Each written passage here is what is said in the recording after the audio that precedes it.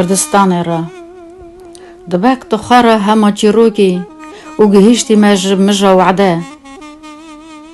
کمرا یک سرکل دردار روکی و ها برجی خونا بخده لقمستان رهای قراج دبک تو خاره همه سیراوی ام بر بتاتم بکل حیر عاج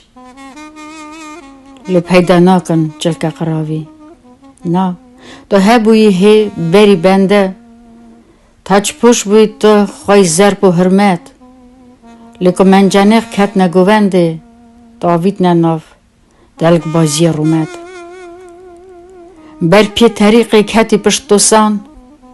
و سر تکنیان درزی ولیزن پرانی حشیار خزنی تحسیان و هی دوی هفدو دالیسن تو نها بویی سفینکسا شرقی و لبردکی خیال کرده چمکو لاوی تمینانی خلقی وقتی دا جابا طریقی ندان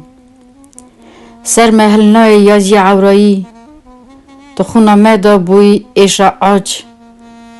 ام دید کهون زده هلدایی و داد برن به عید به علاج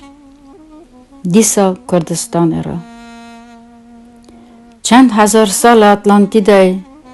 گف گردگرند زنه معقول نزانی چما حتی برجروکه کی آها بو نقول لیتا وکی نه اتلانتیدایی و اندا بوی روژنا و روژه تو وکی کلا وان اولادایی چاو ده هلیکو ایصاف رازه لی چما توش بن لپی عدو دیهار نکن او معقوله دنه نوی سیگوشا برموته ایتا و او ده ترسن جبات میش بونه نا دنیا را لازمن شابون و ده بهری حواسکاری سور نا ویتامینا پارچه تیرنش خون برمه بادکه خلق ماتا دور دنگ خوشکا چرکزرش هلبستین چرکزرش